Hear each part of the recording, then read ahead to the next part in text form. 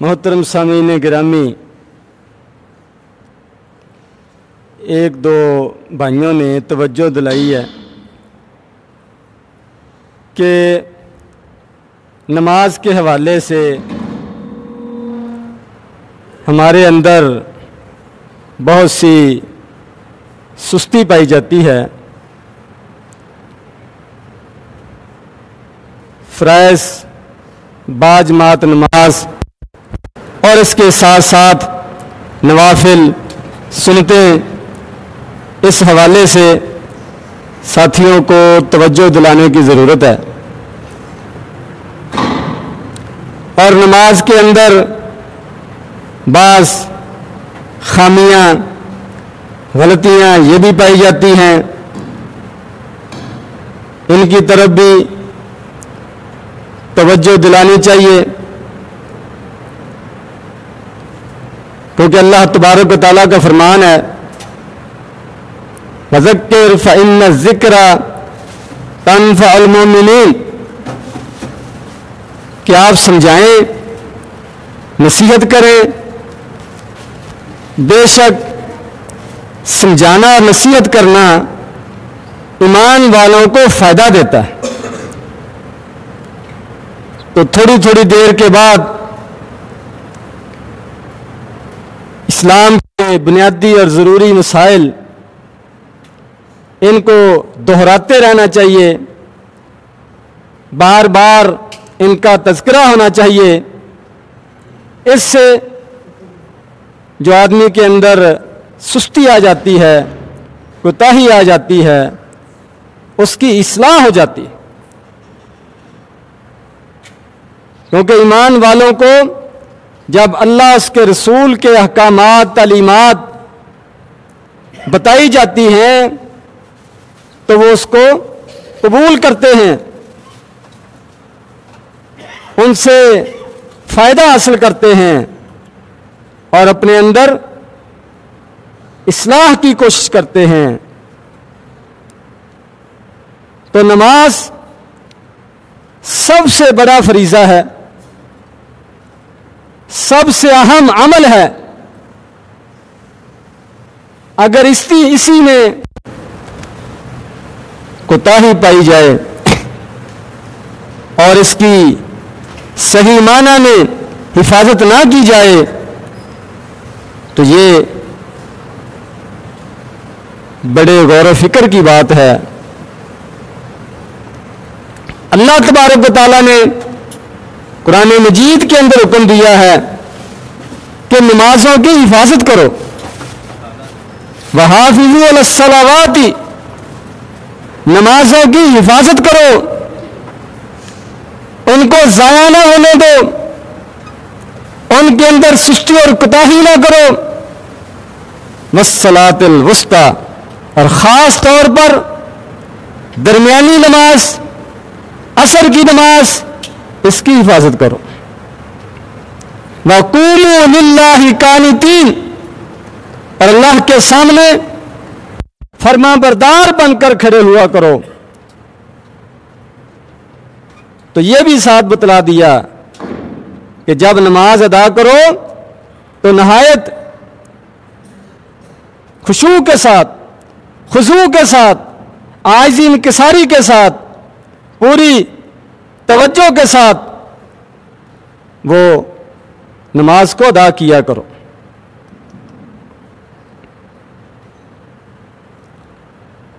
ابو داؤد شریف کی ایک روایت ہے، نبی کریم صلی اللہ علیہ وسلم نے فرمایا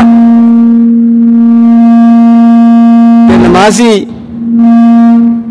نماز سے فارغ ہوتے ہیں اور ان میں سے کسی کو 10واں حصہ ملتا ہے اجر و ثواب کا، کسی کو 9واں حصہ، کسی کو 8واں حصہ، کسی کو ربع، کسی کو نصف۔ یہ نبی کریم صلی اللہ علیہ وسلم نے خبردار کر دیا۔ تو نماز اپنے آدمی پوری کوشش کرے، پھر بھی کوئی نہ کوئی کمی کوتاہی رہ جاتی ہے۔ اپنی طرف سے پوری ادا کرنے کی کوشش کرے پھر بھی کوئی نہ کوئی کمی کوتاہی رہ جاتی، اور اگر پہلے ہی اس میں سے آدمی شارٹ کرنا شروع کر دے، اپنی طرف سے خود ہی کمی کر لے، تو پھر تو اور زیادہ نماز کے اندر کمی واقع ہوگی، اجر و ثواب کے اندر کمی واقع ہوگی۔ ابو داؤد شریف کی روایت ہے، نبی کریم صلی اللہ علیہ وسلم نے فرمایا، اول ما یحاسب به العبد من عمله الصلاۃ، قیامت والے دن، حساب کتاب والے دن، سب سے پہلے انسان کے اعمال میں سے نماز کا حساب ہوگا،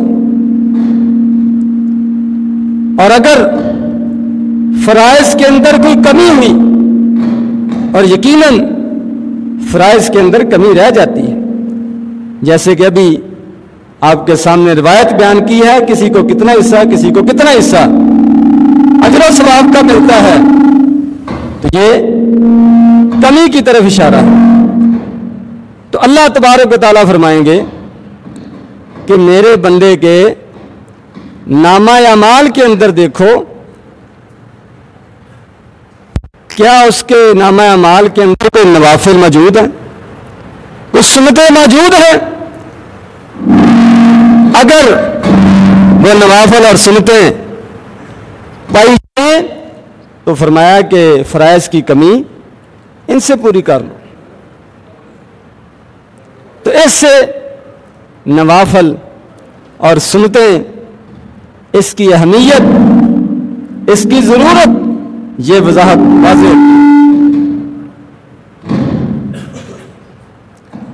کہ فرائض کی کمی کو، فرائض کے نقص کو یہ نوافل پورا کرتے ہیں، یہ سنتیں پورا کرتی ہیں۔ تو ہمیں فرائض کی پابندی کے ساتھ ساتھ نوافل اور سنتوں کی پابندی بھی کرنی چاہیے، اس سے بڑے فوائد انشاءاللہ حاصل ہوں گے۔ بخاری شریف کی روایت ہے، حدیث قدسی ہے، اللہ تبارک و تعالیٰ فرماتے ہیں کہ فرائض سے بڑھ کر جو چیزیں اللہ تبارک و تعالیٰ نے فرض کی ہیں، لازمی کی ہیں، ان سے بڑھ کر کوئی آدمی اللہ تبارک و تعالیٰ کا تقرب حاصل نہیں کر سکتا۔ اگر کوئی آدمی اللہ تعالیٰ کے قریب ہونا چاہتا ہے، اللہ تبارک و تعالیٰ کا قرب حاصل کرنا چاہتا ہے، اللہ تعالیٰ کی طرف سے رحمتوں کا مستحق بننا چاہتا ہے، تو اس کے لیے سب سے پہلے یہ لازمی ہے، ضروری ہے کہ فرائض کی پابندی کرے۔ اور فرمایا کہ مزید فرائض کے بعد آدمی اللہ تبارک و تعالیٰ کے قریب ہونا چاہتا ہے تو پھر نوافل کو ادا کرے، سنتوں کو ادا کرے۔ اور فرمایا کہ آدمی نوافل ادا کرتے کرتے، اللہ تبارک و تعالیٰ کا قرب حاصل کرتے کرتے اتنا قریب ہو جاتا ہے کہ اللہ تبارک و تعالیٰ فرماتے ہیں میں اس کی آنکھیں بن جاتا ہوں، میں اس کا ہاتھ بن جاتا ہوں جس کے ساتھ وہ پکڑتا ہے، جن کے ساتھ وہ دیکھتا ہے، میں اس کے کان بن جاتا ہوں جن کے ساتھ وہ سنتا ہے۔ کیا مطلب؟ کہ اللہ تبارک و تعالیٰ کی حفاظت میں آ جاتا ہے، اللہ تبارک و تعالیٰ کا اس کو قرب حاصل ہو جاتا ہے، اللہ تبارک و تعالیٰ کا خاص بندہ بن جاتا ہے۔ پھر اس کے کانوں کی، اس کی آنکھوں کی، اس کے ہاتھوں کی، اس کے جسم کے اعضاء کی اللہ تبارک و تعالیٰ خاص حفاظت فرماتے، اس کو گناہوں سے بچاتے ہیں، اس کو گناہوں سے محفوظ رکھتے ہیں۔ اس کے دل میں گناہوں کی نفرت پیدا ہو جاتی ہے، اس کے لیے گناہوں کے راستے بند ہو جاتے ہیں، مسدود ہو جاتے ہیں، نیکی کی طرف اس کا دھیان بن جاتا ہے، اس کی طبیعت کے اندر نیکی غالب آ جاتی ہے۔ یہ ہے نوافل اور سنتوں کا فائدہ فرائض کے بعد۔ اسی طرح بخاری مسلم کی روایت ہے، نبی کریم صلی اللہ علیہ وسلم نے فرمایا کہ جنت کے 8 دروازے ہیں، ایک دروازہ ان میں سے باب الصلاۃ ہے، نماز والا دروازہ، نمازیوں کا دروازہ۔ ایک دروازہ باب الصوم ہے، روزے داروں کا دروازہ۔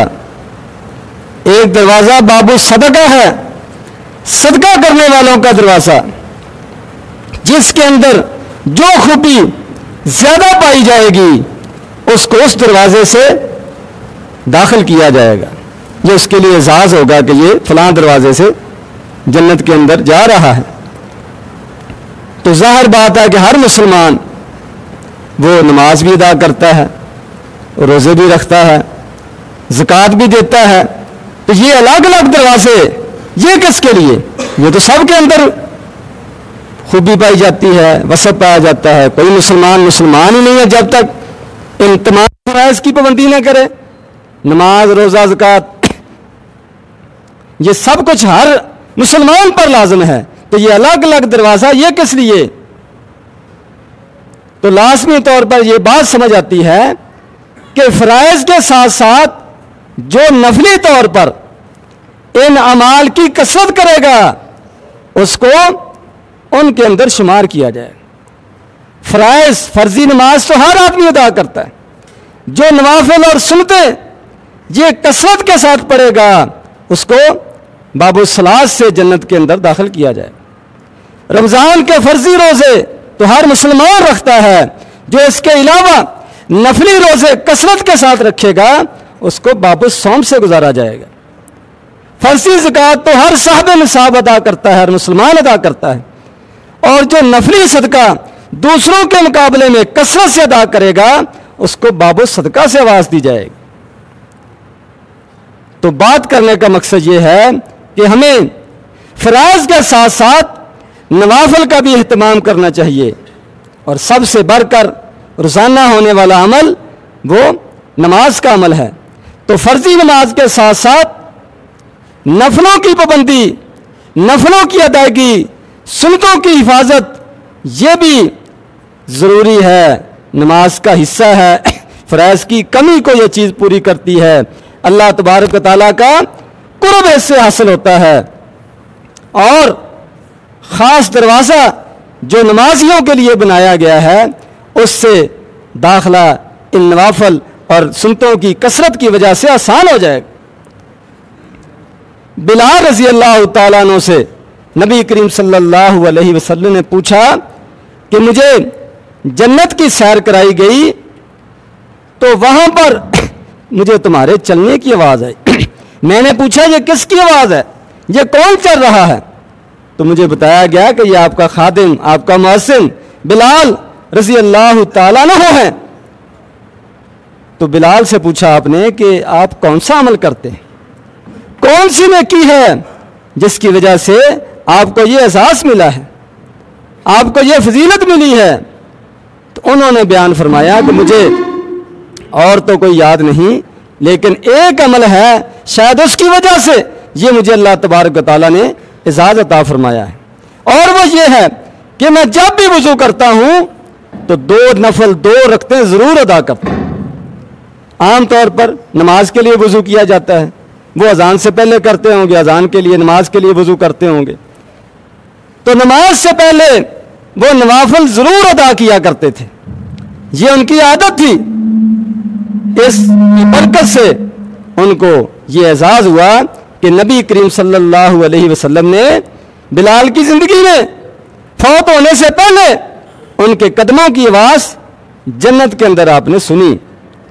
تو یہ نوافل کی فضیلت ہے، سنتوں کی فضیلت ہے، تو ہمیں فرائض کی پابندی کے ساتھ ساتھ نماز سے پہلے کم از کم ہر فرض سے پہلے 2 رکعتیں ضرور ادا کرنی چاہیے، اور زور سے پہلے تو 4 رکعتوں کی تاکید آئی ہے، اور جمعے سے پہلے بھی خطبہ شروع ہونے سے پہلے 4 سے زیادہ بھی پڑھنے کی ترغیب دلائی گئی، اور خطبہ شروع ہونے کے بعد خطبے کے دوران آدمی آئے تو کم از کم 2 رکعتیں ضرور پڑھے، اس کا نبی کریم صلی اللہ علیہ وسلم نے حکم دیا ہے، اور جمعے کے بعد 4 رکعتیں ادا کرنے کا آپ نے حکم دیا ہے، زور کے بعد بھی 2 رکعتیں ادا کرنے کا حکم ہے، عصر سے پہلے 4 رکعتیں پڑھنے کی نفل ادا کرنے کی فضیلت بیان کی گئی، اللہ اس پر رحم کرے۔ مغرب سے پہلے بھی آپ نے 2 رکعتیں پڑھنے کی اجازت دی ہے۔ اس طرح ہر فرض سے پہلے ہر فرض کے بعد کچھ نہ کچھ نوافل موجود ہیں، اس کے علاوہ دن کے اور دیگر اوقات میں بھی آپ نے نفل پڑھنے کی اجازت دی ہے، ترغیب دلائی ہے۔ رات کی تہجد اور نوافل، اس کی تو بہت زیادہ فضیلت بیان کی۔ اشراق کی سورج نکلنے کے بعد کی 2 رکعتیں، اس کی بڑی فضیلت بیان کی گئی ہے، تو یہ نوافل پڑھنے کے لیے ہے، اس کی ہم پابندی کریں گے تو انشاءاللہ ہمارے فرائض کی کمی پوری ہوگی، اللہ تبارک و تعالیٰ کا قرب نصیب ہوگا، ہمارے درجات بلند ہوں گے، ہمارا نامہ اعمال وزنی ہوگا۔ تو آدمی نے فرض تو ادا کرنے ہی ہے، تو تھوڑی سی محنت کر کے تھوڑا سا مزید اپنے آپ کو روک کر، اپنے کام کو پہلے چھوڑ کر چند منٹ فرائض سے پہلے آ جائے، آ کر نوافل ادا کرے، اور یہ وقت دعا کی قبولیت کا ہے، اپنے لیے دعائیں کرے، اور فرائض کے بعد ذکر اذکار کرے، مسنون دعائیں پڑھے، اس کے بعد جو سنتیں اور نوافل فرائض کے بعد پڑھنے کا ذکر ہے وہ پڑھ کر جائے، 2-4 منٹ آدمی یہ زائد لگا لے گا تو انشاءاللہ اس کے لیے نامہ اعمال کے اندر اجر و ثواب کی کثرت کا باعث بنیں گے۔ تو ہم سب کو ان نوافل کی، ان سنتوں کی پابندی کرنی چاہیے، اپنے لیے، اپنی آخرت کے لیے، اپنے رب کو راضی کرنے کے لیے۔ اللہ تبارک و تعالیٰ مجھے اور آپ کو سمجھنے کی، عمل کرنے کی توفیق عطا فرمائے۔ وآخر دعوانا ان الحمد للہ رب العالمین۔